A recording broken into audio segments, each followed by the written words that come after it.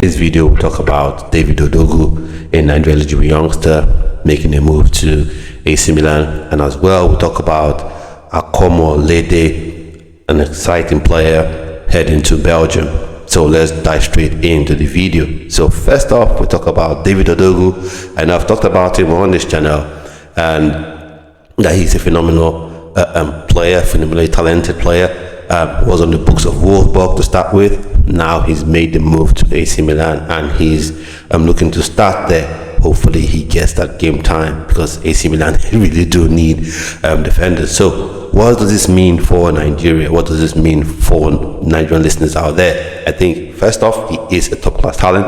Yeah, he's 6'1", he's between 6'1" and 6'3", so tall already, and that's a profile that we're missing at this minute in this Nigerian defense, especially given the fact that William Troost-Ekong may soon be leaving, the national team. He said that AFCON will be his last AFCON, and who knows, if Nigeria qualifies to the World Cup, maybe that becomes his ultimate last tournament for the Super Eagles, point blank period. So David Odogu is a defender that can read the play, read passes between the lines, mark his man. He can make those long range passes. So he's the sort of player that you definitely want in your team. And like I've said in previous videos, what you don't want to happen, Eric Chill, if he stays beyond the AFCON, if he even stays up to the AFCON, the NFF, a new coach coming in, what you do not want, what Nigerian football fans do not want, is this a situation where the entire team just ages out at the same time, because that's what is facing this team right now. I know a lot of people would say maybe this fear mongering or whatever. No, it's just the truth. It is the blatant truth, because have a look at the age profile of the player. We got Ola, 28 years old. Come next World Cup, or even come next Nations Cup, he's 30 years old. Come next World Cup, he's 32. William Troost-Ekong, come next World Cup, he'll be well into his 30s. So you see what I mean? These players, Victor Osimhen 26 right now. So by next World Cup, he's 34. I mean, he's 30. So that means this team, you need to replenish it, and you need to bring players in right now where you have older heads that can help them improve, help them integrate with the national team, help them understand what it means to play, for the Nigerian Super Eagles, because that's one issue Nigeria had with 1994, right? Class of 94, very good side, and then once that set ended, there was a gap, there was a vacuum, in terms of player integration, player selection and integration into the Super Eagles, and that's something that really caused a slump in Nigerian football, if you would remember. So that's for you who are young enough to remember anyway. But so what I don't want is Nigeria being in that situation again. So look at someone like David Odogu, top player, top talent. Have a look at him. He's still young, 19. So this is a time where he wouldn't mind playing 10 minutes, 15 minutes, 30 minutes here and there for the Nigerian Super Eagles. And more importantly, there have been sort of reports floating in the ether there that he is willing, he's expressed his interest to playing for the Nigerian Super Eagles. So for me, brilliant. Now a lot of people want to go, dual nationals. I would say keep quiet. If a player is good enough, whether he's dual national, whether he's a triple national, a tri-national, if you want to call it that way, you want to call it, I don't know what you call four, it's a quadro national, if there's anything like that, as long as he's eligible to play for a country, he's got the ability, let him come in and play 110%. That's how I look at it. So I'll bring you more updates on the player, on the news surrounding the player, on this time at AC Milan. So keep your eyes peeled on this channel for more of that good stuff. So now we go on to the next topic, and that is Akumuladi Babatunde, former player for Sporting Lagos.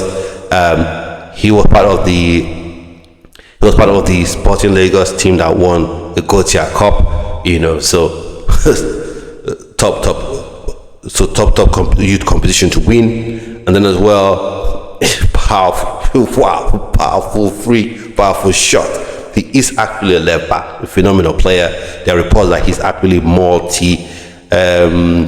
faceted in terms of the roles he can play, in the defense. But I see, for me, my principle of football is this: let players be dynamic.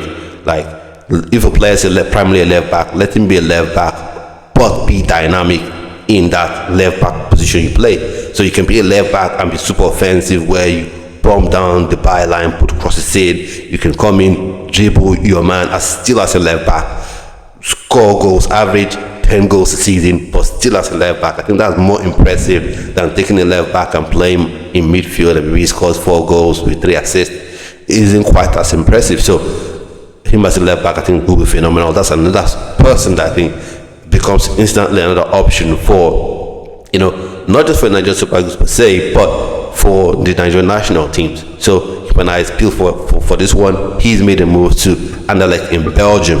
Now, one thing I want to say about this move is one that gets me about this sort of moves is sometimes when these players go to some club, they end up getting loaned till they get loaned out of existence. I just hope this is not the issue with him. I hope this doesn't become something that happens to him.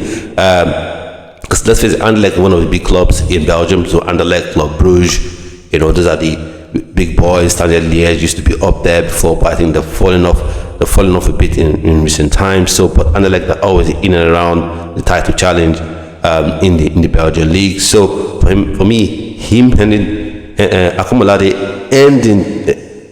heading to Anderlecht in Belgium, I think that's a very good move for him. I hope he does get to play, because there used to be this guy that was signed by Anderlecht, is Abdul Razak, and then he got loaned. I don't even quite know where he is. I just hope that is not the issue for this player. And that's one thing I want to say about agents. Whoever his agent is, I hope you have a plan for the player. It's not just, I've gotten my agent's fees, move you on to Anderlecht, or I take my hands off, and then whoever. Have a plan. If they're looking to start him immediately, have you considered maybe a Club Brugge? Have you considered other clubs in Belgium? Have you considered maybe a top 7, top 8 club in France, so he gets to play? Because in this modern age of football, once you're out of sight, visibility is key. Once you're out of sight, then people fall out of love with you, basically. So for me, he is such a peculiar and special talent that we must keep an eye out on for. Because how many times have we seen a left back that can actually give you some offensive threat, give you some goal scoring threat?